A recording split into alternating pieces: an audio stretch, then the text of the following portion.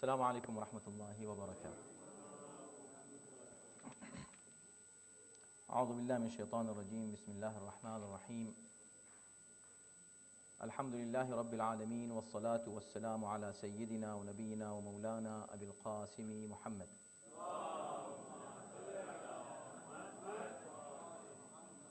وآله الطيبين الطاهرين المعصومين، ولعنة الله على أعدائهم أجمعين من الآن إلى يوم الدين. أما بعد، فقد قال الله في كتابه الكريم: بسم الله الرحمن الرحيم.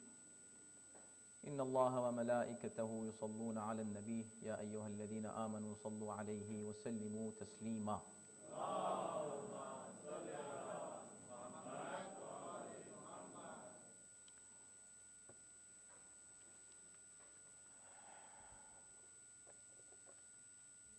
It is an honor for me to be here in such a great and wonderful program that you just started, and I really appreciate the youth in Maryland, as they always, mashallah, been very active in such, arranging such wonderful programs.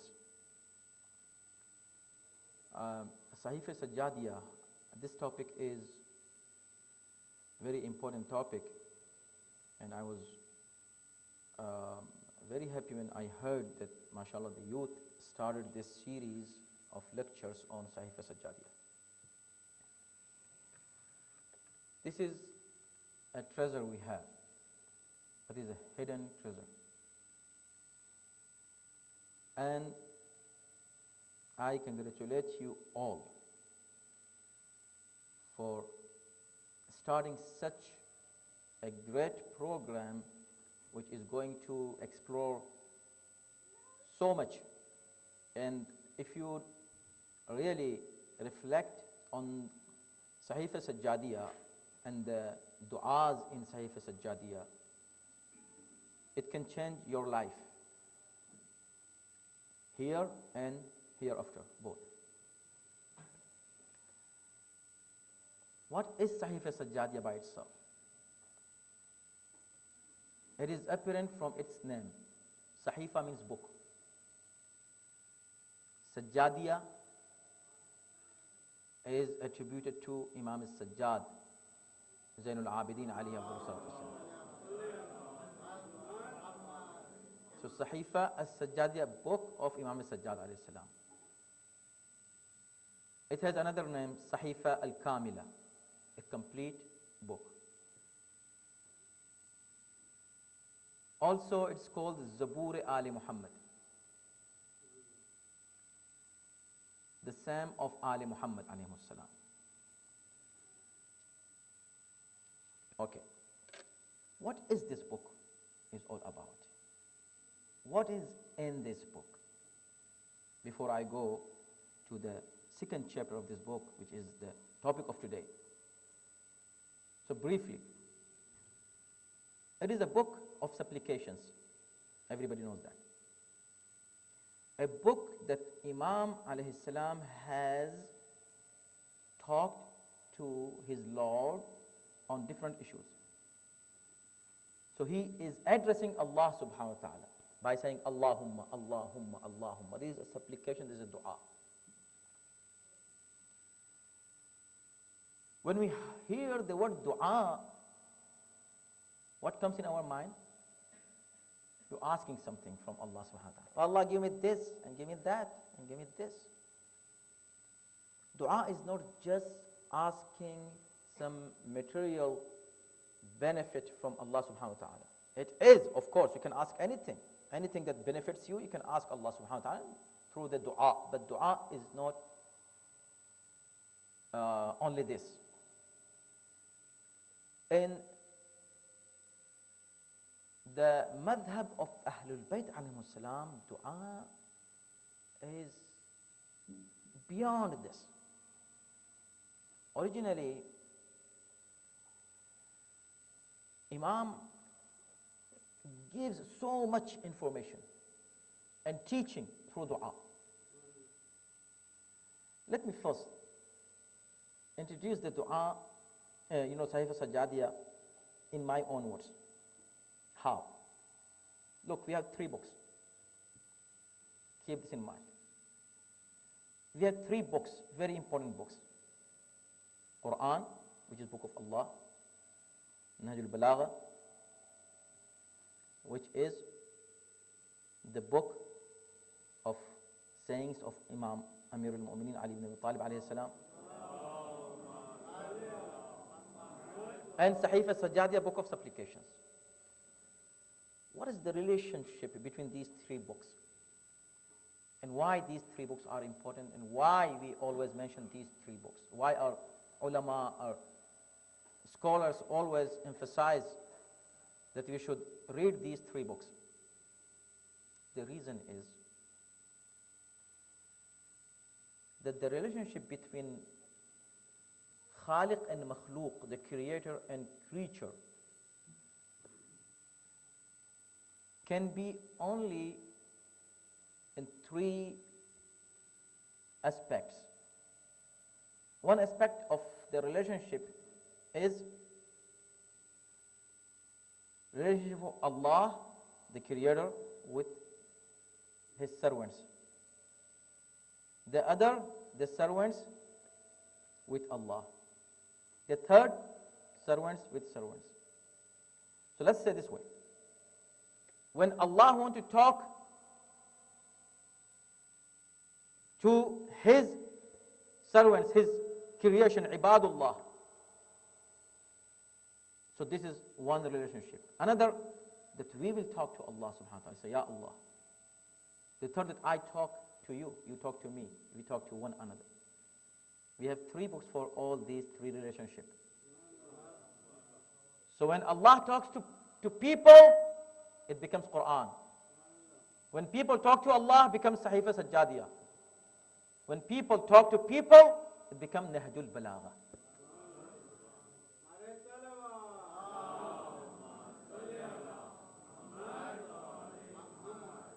So look, Alhamdulillah, what we have, the followers of Ahlul Bayt, believe me, the treasure we have, treasure of knowledge, no nation, no community, no religion has what we have, Alhamdulillah.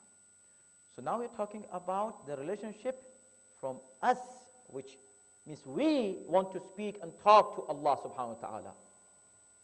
And Sahifa Sajjadiya is the book that teaching us how to talk to Allah.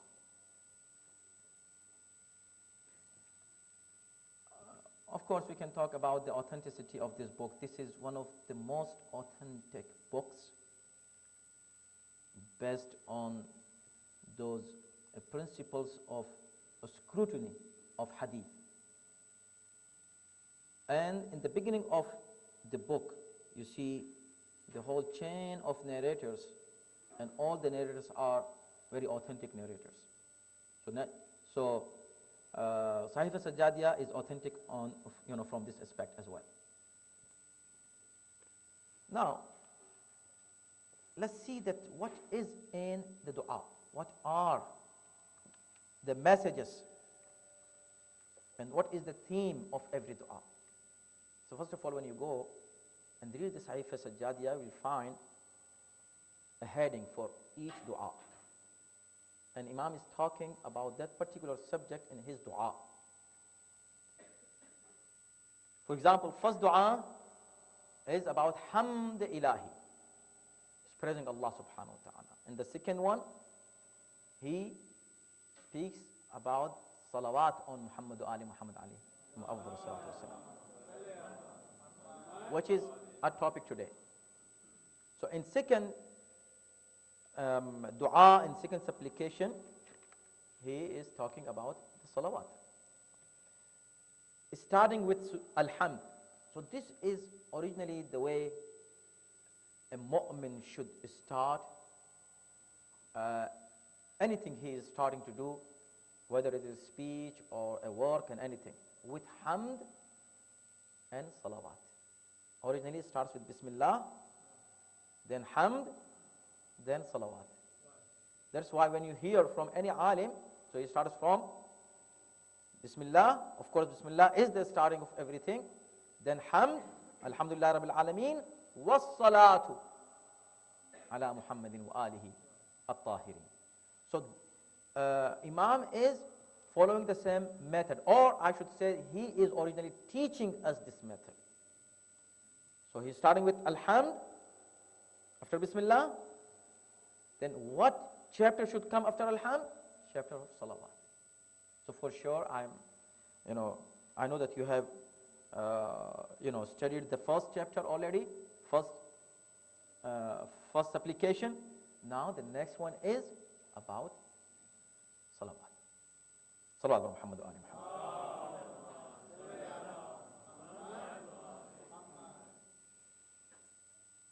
First, let's see why Salawat is important. Hamd is, of course, important because Allah subhanahu wa ta'ala is the Lord, He is the Creator, He is the Nourisher, He is the Rabb, He is Khaliq, He is everything for us. So, and whatever we have is from Him. And we don't need anybody to come and advise us to say thank to Allah subhanahu wa ta'ala for anything. So whatever we do as ibadat is thank, it is kind of thanks and gratitude to Him for His bounties and for His mercy, continuous mercy. Rabb, He is not just Khaliq, He is Rabb. That's why Alhamdulillahi Rabbil Alameen, not Alhamdulillahi Khaliqil Alameen. Because a creator creates something, he created and that's it. Rabb creates and takes care of the creation until the end. This taking care is called Rububiyyat. So he is Rabbul Alameen. Means the creation always will need Him and His mercy and His grace and His help. So He is Rabb. And that's why from this Rububiyyat you say, Rabbi irhamhuma kama rabbayani saghira. So the love of parents is reflection of love of Allah subhanahu wa ta'ala. It's not just they are cause of your coming in this world. No, they are Rabb for you. They did tarbiyat. They raised you from your childhood when you even were not able to express your needs. You did not say, I want this. Still they were giving you. They knew what you want. Parents, Allah, of course, He is the creator of even parents. So that's why we have to do hamd always. Alhamdulillahi Rabbil Alameen, always. We should, in any situation, don't say only when we are happy, you should say Alhamdulillah. No. Alhamdulillah ala kulli hal. In whatever situation and condition you are in, you should say, Oh Allah, I praise you. Because if I am in any kind of problems or troubles, still I can see people who are worse, in worse condition than me. So, compared to that condition, of course I should say, Alhamdulillah, you do not make me like those who are worse than me. So, and always Alhamdulillah. After Alhamd, why you have to remember Ahlul Bayt and why you have to remember Salawat? Why? It is because you cannot recognize Allah. Has anybody seen Allah? Na'udhu billah. Nobody. If somebody says, yes, I have seen Him, then you didn't see Him. It means you didn't see Him because it is not He who you see Him. Amir al-Mu'minin in Nahj al-Balagha says that Allah cannot come in your imagination. If you imagine someone as your Lord and God, then this imagination, then the one who came in your imagination will not be Khaliq. He will be makhlooq of your imagination. Look at the philosophy, how our Imam al-Islam teaching us and giving us the knowledge. So salawat, without salawat, you cannot recognize Allah. You might worship somebody else and calling him Allah. How do you know that this is the Allah that you should worship? When Yaqub alayhi salam asked his children, who you are going to worship after me? They said, Ilahaka wa ilaha abak, Ibrahim wa Ismail wa Ishaq. We are going to worship your Lord and your forefathers' Lord and Rabb. They did not say directly, we are going to worship Allah. No, we are going to worship your Lord. Why? Reference is very much important. In order to say that who you are worshipping. You worshipping Allah? Who is Allah? So you have to have some names as a reference to say Lord of these people. Allah, who is Allah? The one who was introduced by such and such and such people. Otherwise, you will be lost. So when you say Alhamdulillah Rabbil Alameen, you have to say, who is Rabbul Alameen? Tell us the people who introduced to you Rabbul Alameen. So they are Muhammadu Ali Muhammad alayhi salatu wasalam.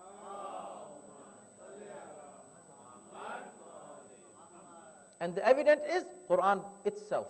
When Quran starts with Bismillah and Alhamd, Alhamdulillah Rabbil Alameen, Ar-Rahman Ar-Rahim, Maliki Yawmiddin, Iyyaka na'budu wa Iyyaka nasta'een, Ihdina as-Sirat al-Mustaqim. So surah should finish here, Ihdina as-Sirat al-Mustaqim. No. Sirat al-Ladhina. You have to give the reference. Who are those people?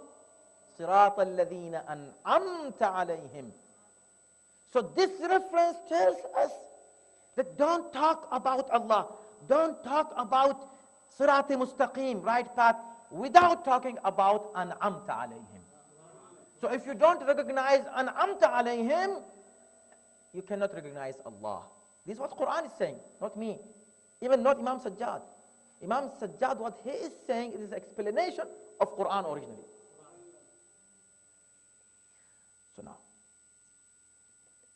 okay, salawat, subhanallah. Look, Allah subhanahu wa ta'ala has made it obligatory to every person. Just 2 weeks ago, we had a program for Hadi School, and somebody, a speaker who was speaking, he said, the thing that I like from Shia gathering is salawat.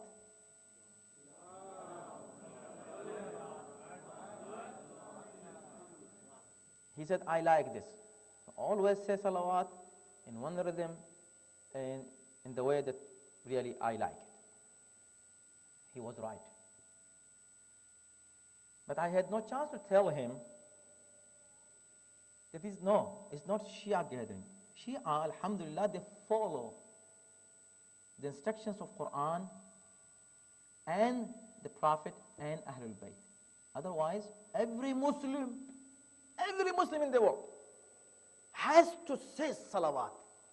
Not one time. At least 10 times a day. How many times?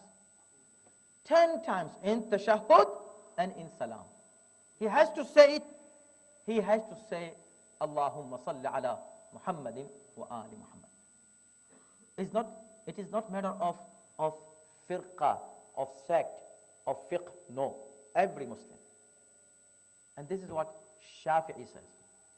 Ya ala Rasulullahi kafakum min azim al-fadl annakum man lam yusalli alaykum la salat lahu.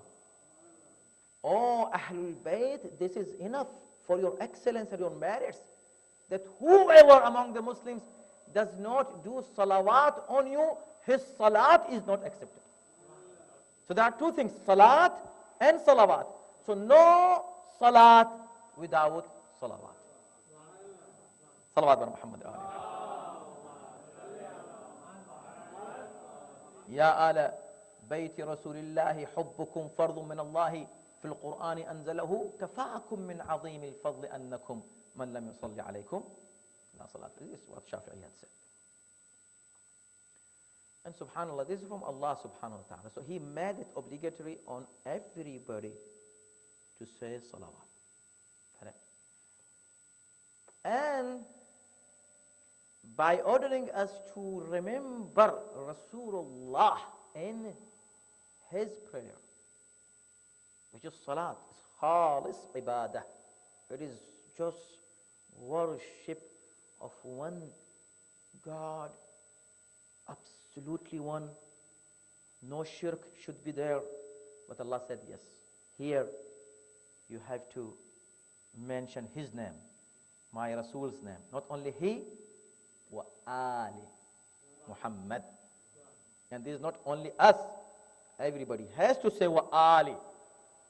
Without wa ali, salat is rejected.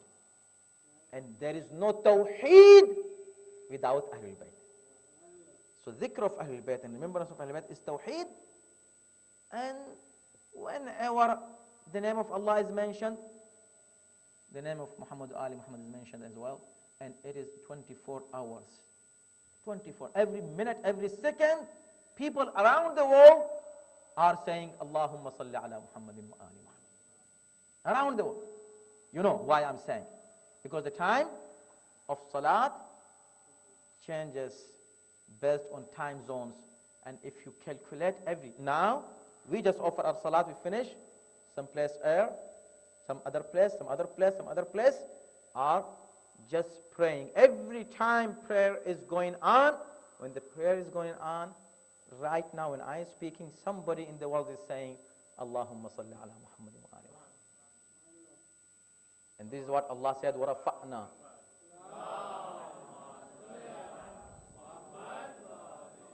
If we just speak about salawat, only salawat, and the excellence and the merits and the benefits of salawat, of course, 10 hours is not enough for that.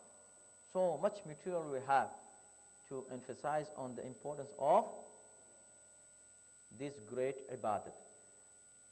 There are riwayat that this will be in the day of judgment when your a'mal will be weighed. So it will be the most important ibadah in your a'mal. Most important. The best ibadah ever you can do is salawat on Muhammad Ali Muhammad.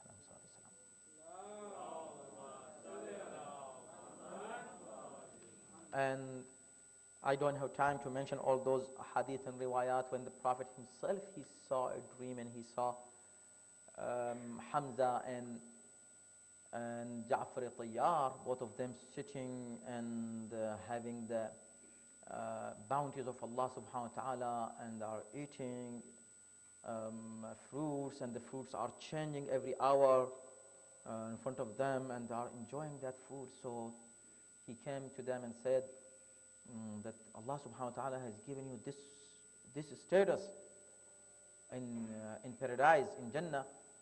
So I want to ask you, what amal, what deed you found the best,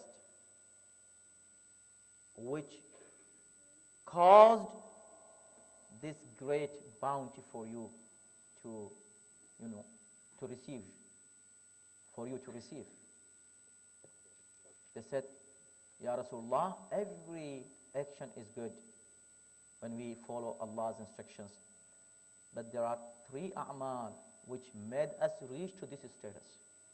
Remember, they did not say shahadat because both of them are shaheed. They even did not say shahadat. They said 3 a'mal made us reach to this status in paradise. What are they?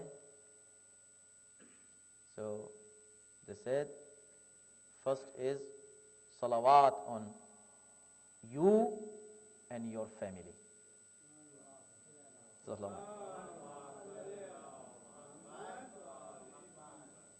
And second, serving water, giving water to a thirsty person. And third, love of Amirul Mu'mineen Ali ibn Abi Talib alayhi salam. These three things made us come to this level. So many more. So now let's go, because we have some time, to read this dua, what Imam is reading. Keep in mind that dua, again, is not just asking something. In other religions, dua means, supplication means, go and ask your wishes. Yes, fine, we do the same as well, but this is not the real theme of the dua. Dua is, first of all, keep in mind what Imam Zainul Abidin ﷺ in his time, after Karbala, he had no chance to talk to the people directly. So he would sit in Kaaba, in Haram, and would start just reading the dua. People would gather around him and listen to him and write down the dua that he was reading. In his dua, while he's talking to Allah, he teaches them, just the way Amir al-Mu'mineen was teaching them through khutbah. But it is now not the chance for him. There is no chance for him to stand up and give a lecture. In dua, he is giving the best advices and admonitions that anybody, any lecturer, any orator can do.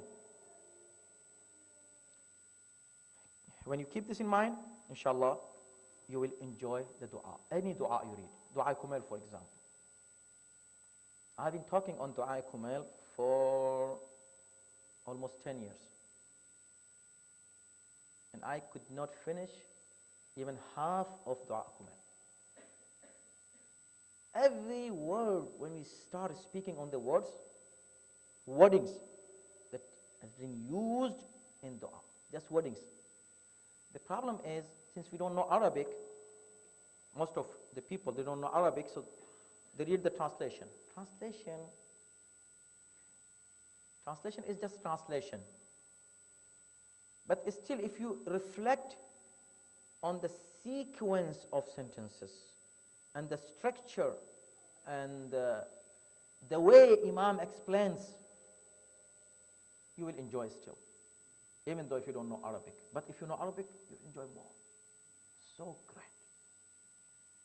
Believe me, if you start reading these three books, for almost 4 years on Khutbah Jum'ah, I'm speaking only more than 4 years on Risalatul Huquq of Imam Zain al-Abidin alayhi salam. I could not finish it yet. And people enjoy, and I enjoy. Tell me who has time in this little life. For, it is, I think, 7 or 8 years, every Saturday, mashallah, as you have here Saturdays, every Saturday, you have a class of tafsir. We could not even finish fifth part yet in 7 years. In order to finish the whole Quran, all of the people who attend the classes, they ask Allah subhanahu wa ta'ala to give them life to finish Quran. Said, oh, this is very good dua for you. So you need life, right? You need life. For life, you giving the reference of tafsir, of course. So what I'm saying, that if you really start reading Quran, Nahjul Balagha, and Saifa Kamila, the whole your life, 100 years. May Allah give you 1,000 years. But this 100 years, you don't have time to waste. Whenever you have time, you will sit and read this book. Still, you did not finish it. In the whole life, you did not finish these 3 books, and you will enjoy it. It will be fun, real fun. So, see how it is fun. For example, this is the dua. He starts with this. Bismillah ar-Rahman ar-Rahim. Walhamdulillahi alladhi. Again, this is the second supplication. The subject is not hamd. The subject is salawat. But he is starting with hamd. Look the relationship between hamd and salawat. So he says, one more thing. These are just points. Write them down and keep them in your mind while you read the inshallah. Next you have so many good inshallah sessions ahead of you. And ulama will come and explain for you Sahifa Sajjadiyah and you will enjoy more. Keep also this point in mind. The whole Sahifa is Sajjadiyah. And in all du'as of Imam, especially fourth Imam's dua, whenever you find any dua, even other than this dua, for example, dua,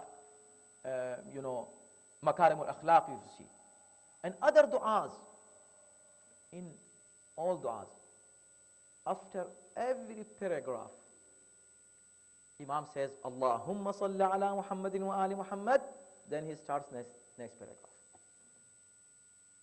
Most of the paragraphs of the du'as are started with salawat on Muhammad wa ali Muhammad alayhi,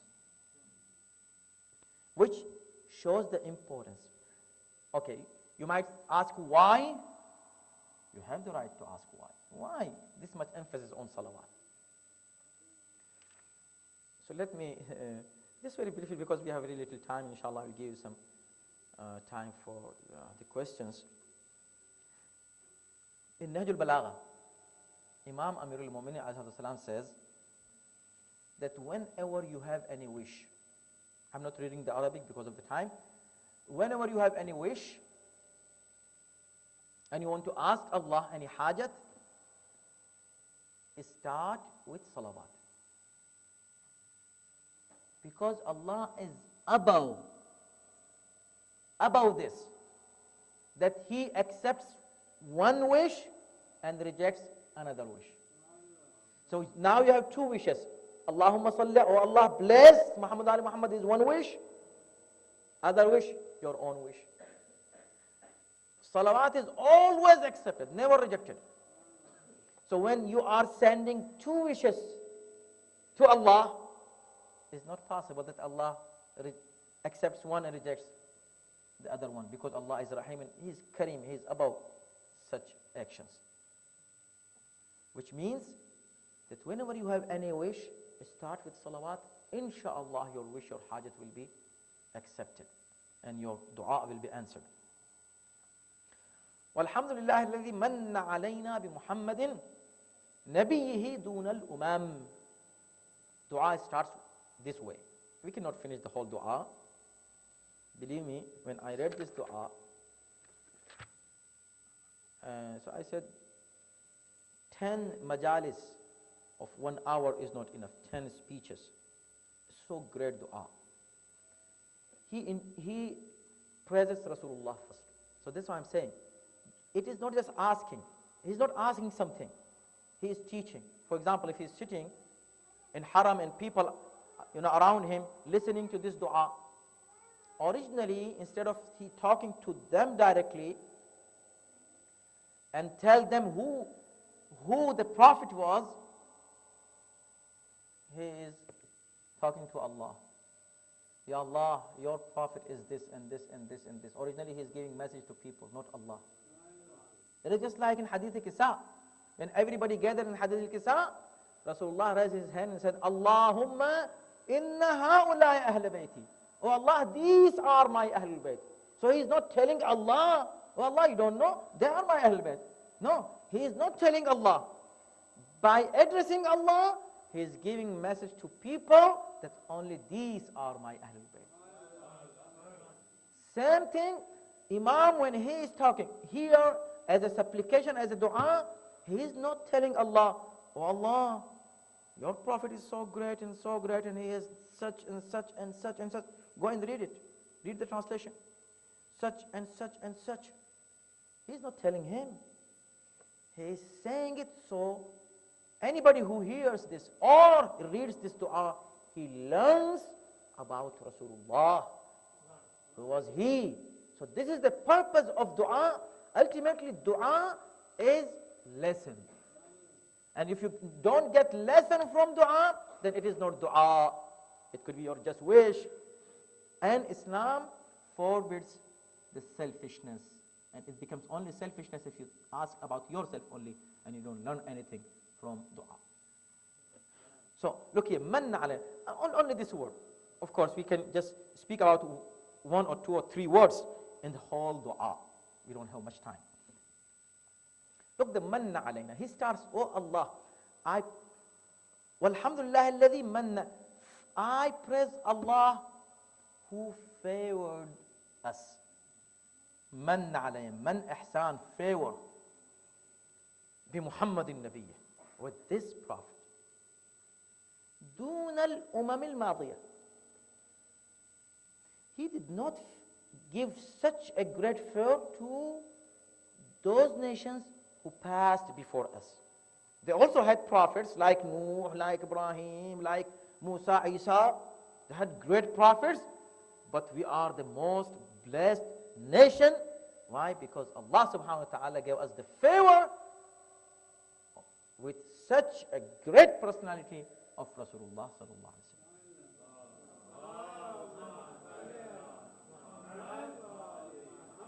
So look, the word manna, just this in word manna is favor. He gave a big message to Muslims that this is Rasulullah's name, his existence, his essence, anything that belongs to him is a favor and ihsan of Allah. And we have to be thankful to Allah for that. And also he referred to the ayah of Quran. Manna alayna, look in this dua, he favored us. And what Quran says? Huwa alladhi ba'atha fil ummina rasulan. This is one. Right? And he says that Allah subhanahu wa ta'ala, he favored mu'mineen إذ بعث فيهم. لقد من الله على المؤمنين إذ بعث فيهم رسولا. So now relate that, look, don't just read it. Relate from here to that logically. So when Imam is saying, oh Allah, you did favor on us. Manna alayna. And Quran says, لَقَدْ مَنَّ اللَّهُ عَلَى الْمُؤْمِنِينَ. Allah has favored, this favor is only for mu'mineen. What is the favor? That he sent such a Rasul. So this favor is for mu'mineen, which means Imam is saying that this dua is only for mu'mineen and is going to benefit mu'mineen. And if you are mu'min, then you consider Rasulullah as a favor for you. Otherwise, you will say, hey, bid'at, don't take his name. This is shirk. If you go there, you want to just say salam. Assalamu alayka ya Rasulullah. You will find the mutawwad standing there and saying, shh, this is shirk. Don't say assalamu alayka ya Rasulullah. Don't say. Then what you should say? Go and pray.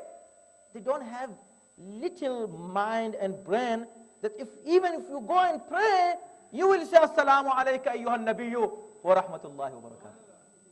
So anyway, you are going to say assalamu alayka. If I'm saying in my salat, in front of Allah, so why not in front of this Rasul and his qabr and his grave? So if you lose the love of Ahlul Bayt, the first thing that you are going to lose is your logic and your mind. So, manna alayna. Every word is so interesting that just if you elaborate it and you relate it to Quran and Nahjul Balagha and the history and your life, you will enjoy more. So look, this is just first line. We spoke about just one line. لَقَدْ مَنَّ عَلَيْنَا دُونَ الْأُمَمِ. So he compared this nation to other nations.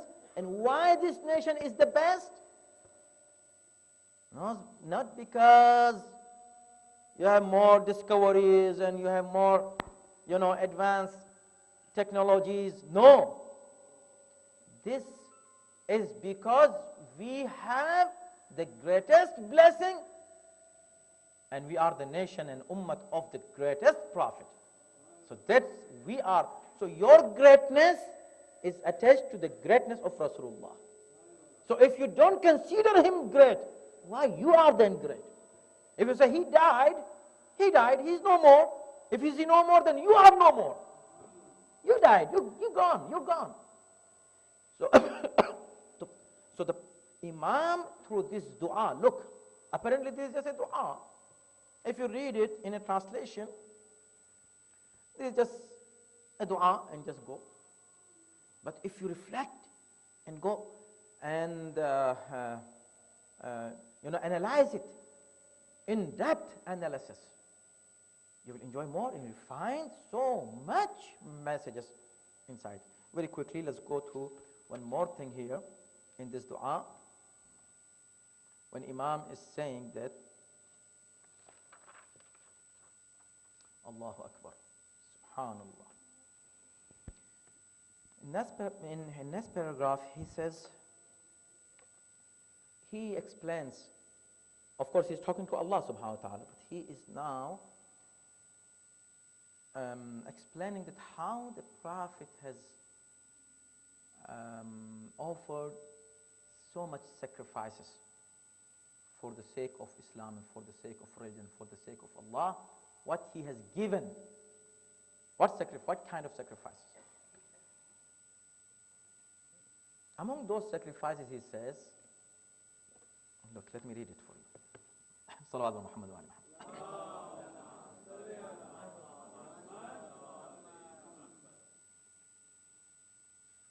Ajib.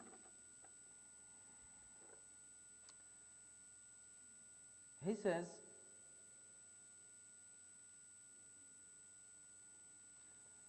وكاشف في الدعاء إليك حامته وحارب في رضاك أسرته وقطع في إحياء دينك رحمه. When he started his mission in order to please you, he displeased his nearest people. He fought against his own family, own clan. Clan means Quraysh. قطع في إحياء دينك الرحمة. قطع رحم. He did قطع رحم. Come on. قطع رحم is major sin. قطع رحم is major sin. Imam says, but he did قطع رحم. If you just say this, that he did قطع رحم, it's so confusing. How the Prophet does قطع رحم means قطع رحم means breaking your relationship with your relatives. Haram. Keep your relations. Even if they are breaking their relations with you, you still keep it. But the Prophet broke his relations.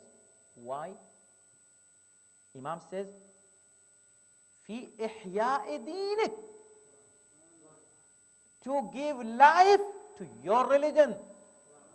He did قطع رحم. He broke all his ties with all his relatives. He did not care about anyone. What is the message here? This is not just dua. Ya Allah, give me this. No. It's message for us. Sorry. Salawat Muhammad wa Muhammad. Somebody is not patient enough. So he originally is giving us the message that you should learn that your relationship should be based on Hubbullah only. Now, if your relative, for example, is calling you, many people ask, our relative is calling us for a such gathering, which is haram gathering. It's haram to go there. But he's my relative. He's calling me. He's inviting me. What should I do? He's my relative. And Maulana, you said that don't do qati rahim. Don't break your ties. If I don't go, he's going to be disappointed and he's going to be mad. And he's going to, of course, he's not going to be happy. So in order to make him happy, I have to go. Because Allah said, make them happy. Imam is giving us the message. Rasulullah broke his ties for Allah. You cannot make happy somebody by making Allah unhappy. What kind of, Islam is this? So the message for, in every sentence, in every word, there is a message even for us, that what we should do. About religion, we should not care about the relationship. My closest friend is calling me to something haram. Allah does not like it. I say, oh, because he's my friend, I don't want him to mind and just be, sad. Let me go to make him happy. Let me do it little bit guna, then I will say astaghfirullah. Astaghfirullah is not that easy. No, here you can say, listen, this is you calling me towards this. I respect you, not because just you are my friend, because Allah told me to respect you. But you are against Allah, now my attitude will change. I'm not going to listen to you, I'm going to listen to Allah. I'm not going to make you happy, rather I'm going to make Allah happy. So this is what the Prophet has done. This is one of the sacrifices that he has offered. He made those who were close, made them, away from him. And those who were very far, they became their nearest people, or nearer to him. So much things until he, in the end, in the last paragraph, he says, Allahumma farfa darajata. And this is the philosophy of salawat. Maybe somebody asks why we should say, oh Allah bless them. They have so great blessing, they don't need much more blessing. They are in the peak of blessings already. So why should we ask for them as for blessing? We ask for you, oh Allah bless him, bless her, bless them. But why should we say bless Ahlul Bayt? Ahlul Bayt are blessing by themselves. Look now, in the first sentence he said that he is blessing of Allah. So why should we ask for them as a blessing?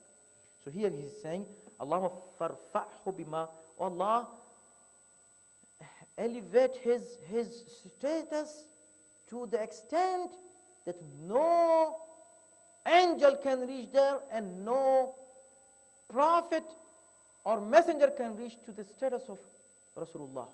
Keep him on that great status. Why should he pray for this?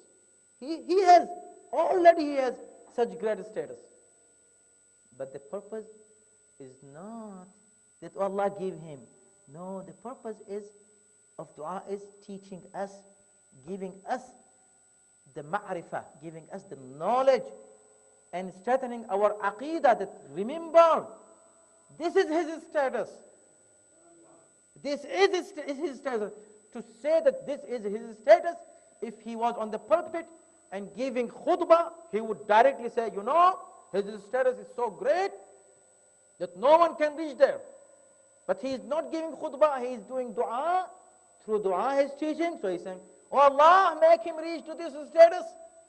Which means this is his aqidah, that Prophet is the only person who deserves to reach such a status that nobody can reach there.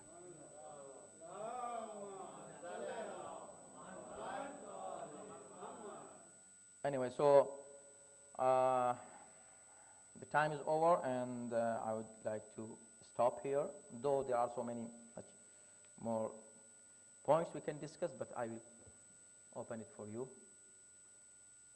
Yes. Is Wajib Fajr part of Salat, and is it permissible to say in the sentence? What? Wajib Fajr? Look, originally in Salat, just like wudu, hajj, and other ibadat. There is a specific way to say it. Although maybe it is okay to say it, but always keep what has been taught by our A'immah for us. Okay? We should just keep it like that. After salat, yes, you can add anything you can say.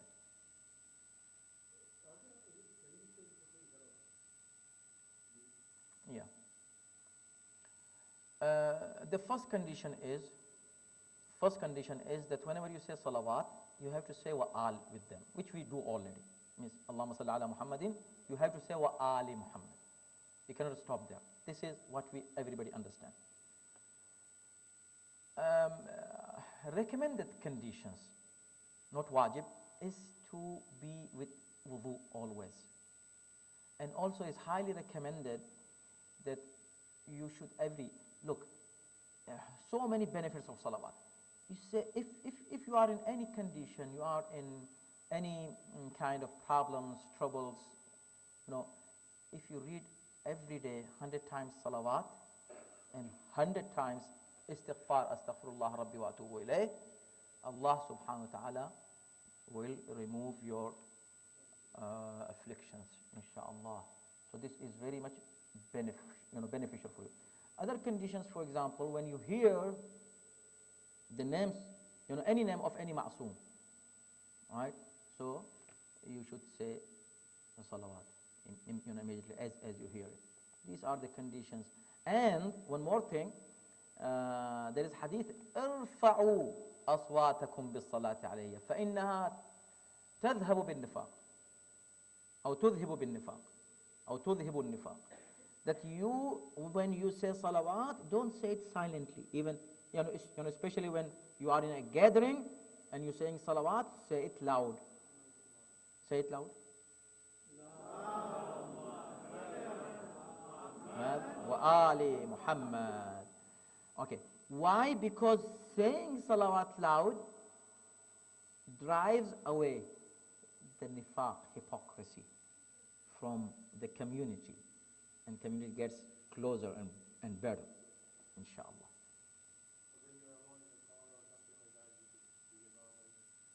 When you are in the car, you are alone, of course, you say it normal. Otherwise, people think that you are not normal, right? Starting on the airport, Allahumma salli ala Muhammad. Of course, you can do it. Many people do it, but here, of course, no. So when you are alone, why? Because there is an environment. When we are in a gathering, there is an environment for that. And other people get very impressed when you say salawat. Because this is a big blessing. Yes, Shabahat bhai, then. Yeah. I heard that it's a customary among our Maraja and high scholars that when you will say, offer them something, they say, please recite 10 times salawat for me, something like that. Yes. So when we have the gathering and somebody does good things, like sponsors the program, and we say, please say salawat, we say the loud salawat for the blessing. Some people question, why do you say loud salawat for that brother and so on and so forth. Can you elaborate a little bit on that? Yeah, actually, when you say for him, I think it's blessing. so originally you are not doing salawat for him or on him. This may be the confusion. Otherwise, for him means the thawab should reach to him, and this is very good. And of course, and this is customary, as you said. And even they have many things which are called salawati, means free. Salawati means free. Come take it and just read salawat and go. This is the price of what you have taken from. So there are in Iran so many telephone booths are salawati telephone booths. Go and do your telephone and you don't have to pay anything, just say salawat and that's it. Okay? So, yeah. So many things. Just like you You invite ulama from outside, and when they come here, and just you say salawat, Allahumma sallallahu alayhi wa sallam, and they should go, Khuda Hafiz, that's it. Nothing else. Murana, we cannot serve you anything. This is enough for you, salawat. Okay.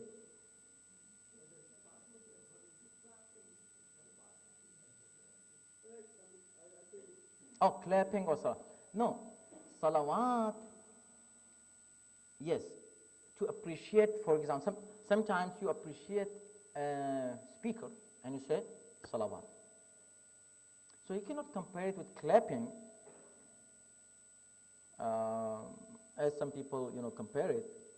Astaghfirullah, is not clapping. It is a natural reaction from your heart comes out when you are happy for a point. You're not just appreciating the speaker, you're appreciating the point, right? You're appreciating what he is talking about. And that's why you say something which is relevant to what he has said. Clapping, nothing to do with, for example, if I am talking about Imam Ali. So what? The clapping. But when I talking about Imam Ali and say, Allahumma salli ala Muhammad, these both are related. Shamun Bhai.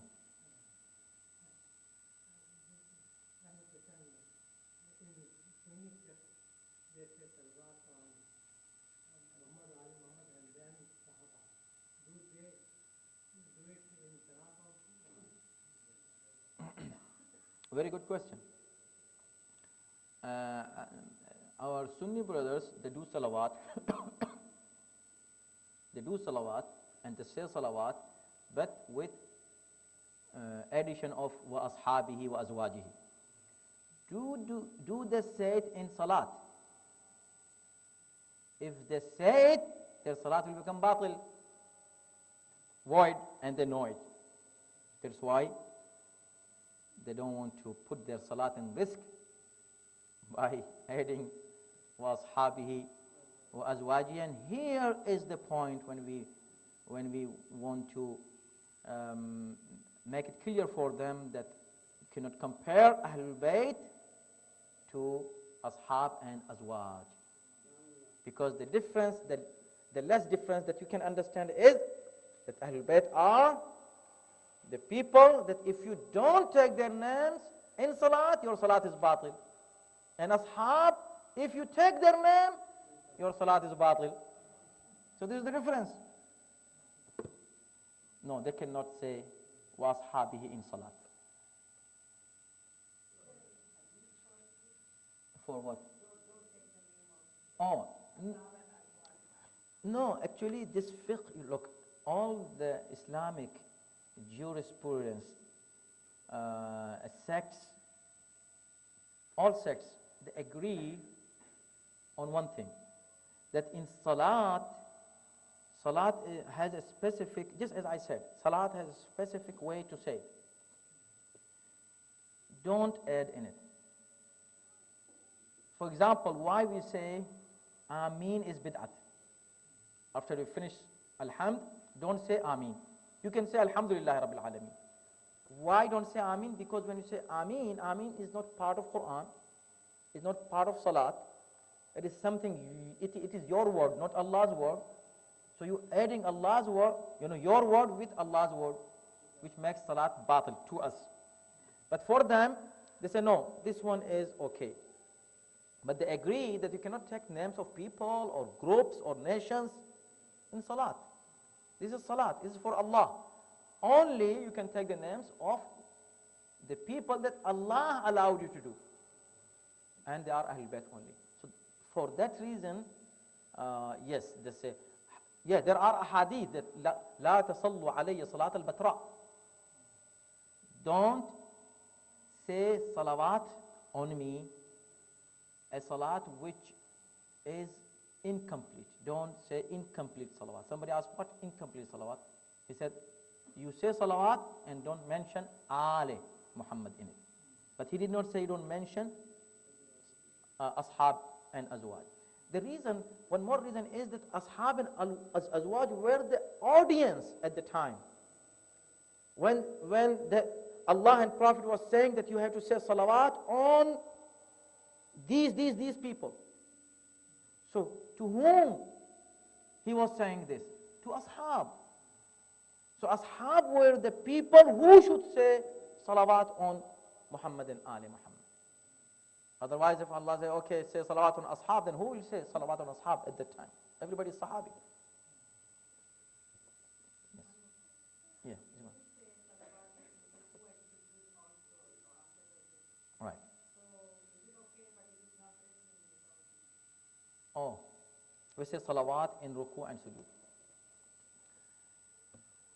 Salawat, okay, there is a debate on the issue whether salawat is dhikr or dua. Dhikr and dua. Dua is talab, asking. And dhikr just invocation. But many scholars say that it falls into both categories.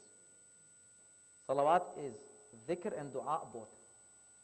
In ruku and sajda, you can do dua and also you can do the dhikr both.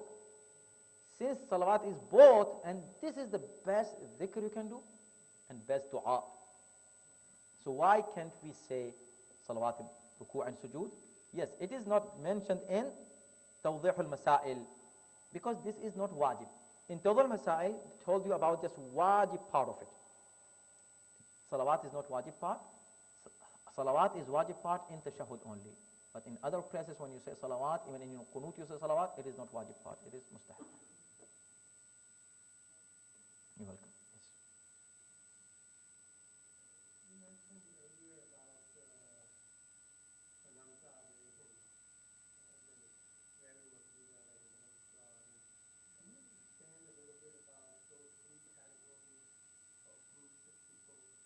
In our mind, when we read namaz, we think Anamta, we think most of us have 14 Ma'asamin in our mind. Is there anyone else that we should be thinking about, or is there any else in that category? And then also in those other two categories, who are those types of people? Okay. Okay, I have an ashra on Surah Al-Hamd. But of course, in brief, I can say this.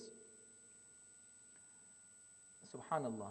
In Salat, when you start with Hamd, Allah's Hamd, Alhamdulillah Rabbil Alameen, He is the only one. Look, Ham, He. Ar-Rahman Ar-Rahim, He is Rahman, He is Rahim. He is Malik Yawmiddin. And suddenly you chant by saying Iyaka na'budu. We worship you. You're supposed to say we worship him. Look here, the point. No. You say worship you. So in 3 sentences, when you're standing in front of Allah, you reach to such a level of ma'rifah that from ghaib, from third person, you came to the second person and started addressing Allah directly in just 3 steps, saying Alhamdulillah Rabbil Alameen, Ar-Rahman Ar-Rahim, Malik Yawmiddin.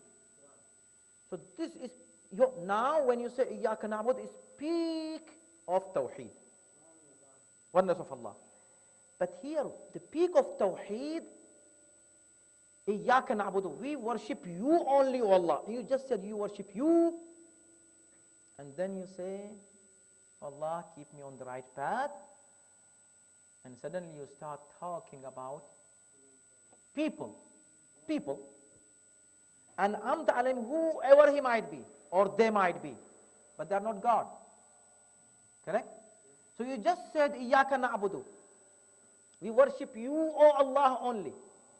And you suddenly start talking about people in your salat. And now you are asking, you mentioning people in your salat? Say, no, Allah said, because your ibadat to me, which is only khalis and absolute worship, is not going to be accepted except through these an'amta alayhim. Now, who are an'amta alayhim? So you have to go and find out. Because when you said those upon whom you have bestowed your bounties, anybody who is sitting here, tell me, do you have bounties of Allah? Anybody says no, astaghfirullah, he becomes kafir. Even kafirs have the bounties of Allah. Abu Lahab had the bounties of Allah. Fir'aun had the bounties of Allah. Now, you're saying, oh Allah, keep me on the path of those upon whom you bestowed your bounties. So which bounties?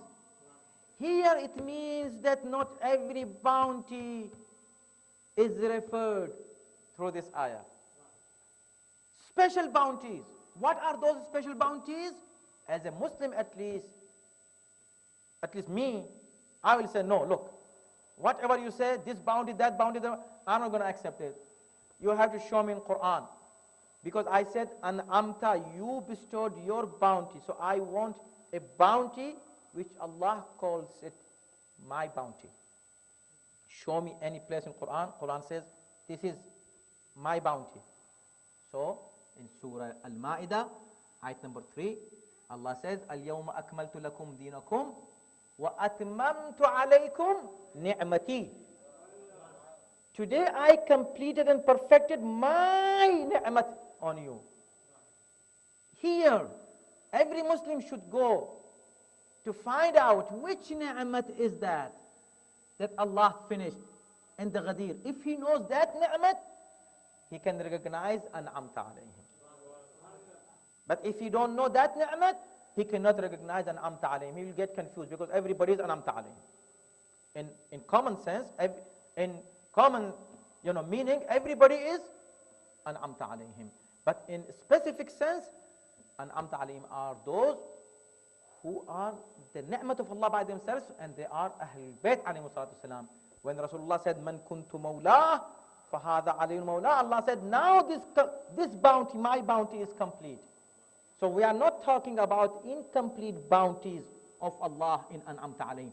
Complete bounties, and complete bounties does not come without Ahlul Bayt.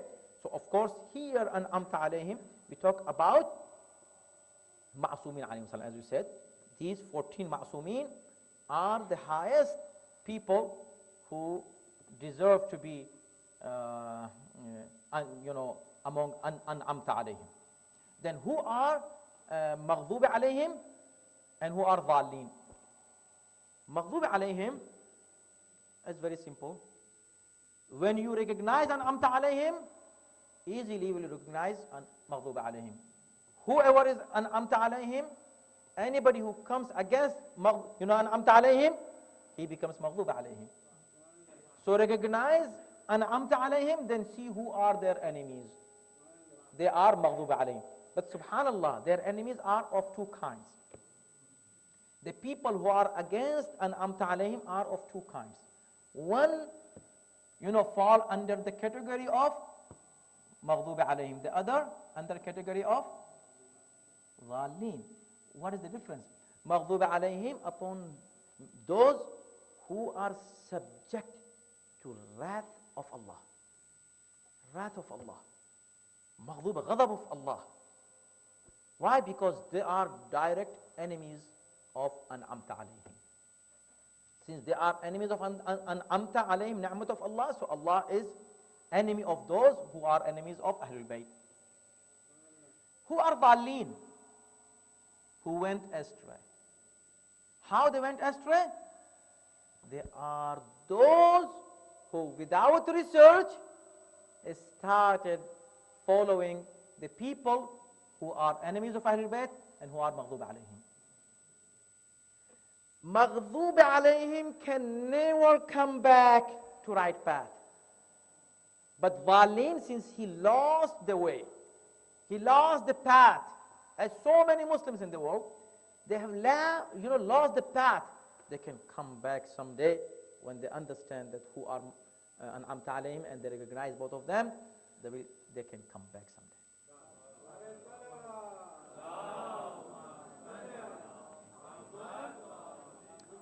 I think maybe the time is over, or you still have time. Yes, go ahead. What's the point doing in Oh, good question. Who are included in Ali Muhammad when you say Allahumma salli ala Muhammadin wa Ali Muhammad? Yes. In Ali Muhammad, and of course, first of all, Ma'asumin. No doubt that Ma'asumin alayhi salam are the Ali Muhammad in Salawat. But there are some other who are not ma'sumin with ismat kubra, greater level of infallibility. But they have infallibility, ismat sughra. Or they are mahfuz. Or they are on the high level of piety. Just like Hazrat Abbas, Hazrat Zainab salamullah alayhi, Ma'suma Qum. And some other Sadat maybe, who are really very, very pious. Because being in Al needs to prove it that you have a relationship. So not just physical and biological relationship. Should be spiritual relationship, as Allah subhanahu wa ta'ala said, O Nuh, don't ask me about your son. He said, Oh Allah, you promised me that I'm going to protect your family. My son is from my family. In ibn min ahli, he is from my family, he is my son. Allah said, he is not your son. He did not deny his being son, biological son. He is biological son. But what he said, إِنَّهُ عَمَلٌ غَيْرُ صَالِحٍ. His amal is not salih. That's why he lost his relationship with you, with a ma'soom. So anybody who has a good relationship with piety, he also can be included in this salawat. Okay?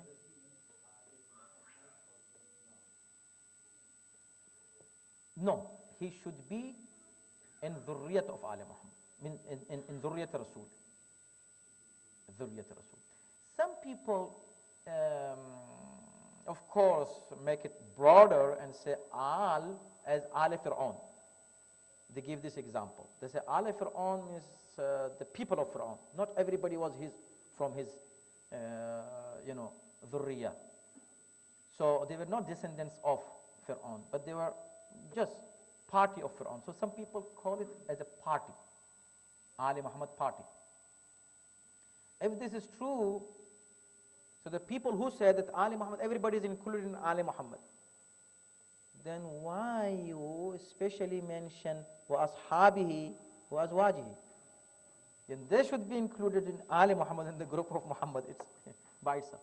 But after Al, they mention these two groups. It is evidence by itself that they know that these are three groups. Al, Ashab, which are general people who are not from the family of Rasulullah, and Azwaj, they are different people. The same thing in Ali Muhammad. So Ali Muhammad originally are 14 ma'asumin. Rasulullah and 14 ma'asumin are Muhammad, Ali Muhammad. And they are Ahlul Bayt.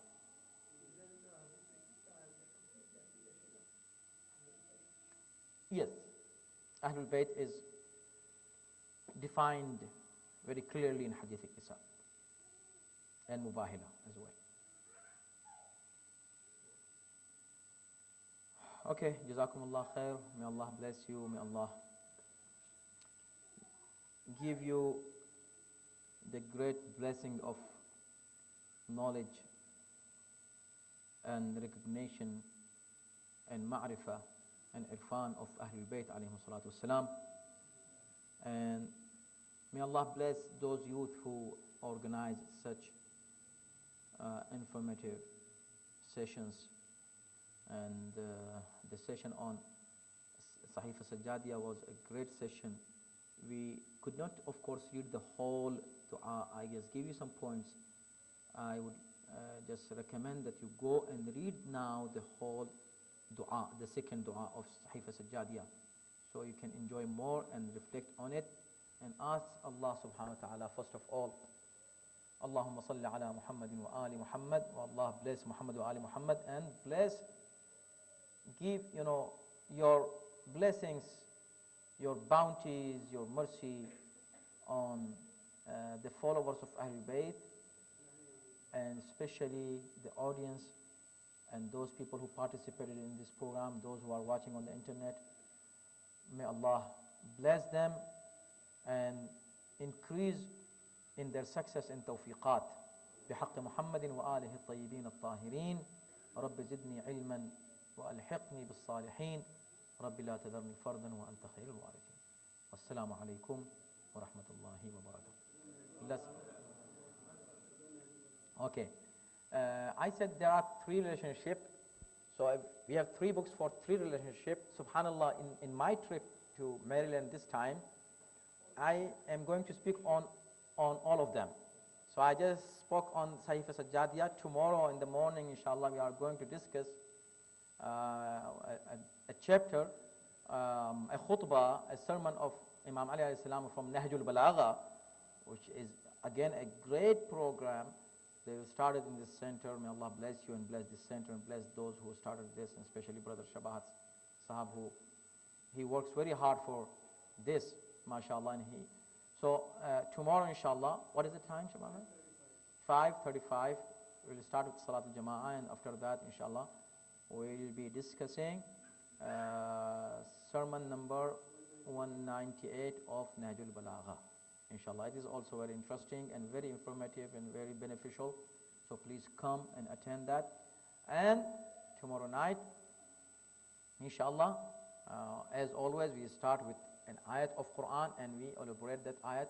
So we have, inshallah, after Sahifa Sajjadiyah, Nahjul Balagha, and then we'll be speaking on Quran in the majlis tomorrow. Salawat wa Muhammad wa alihi.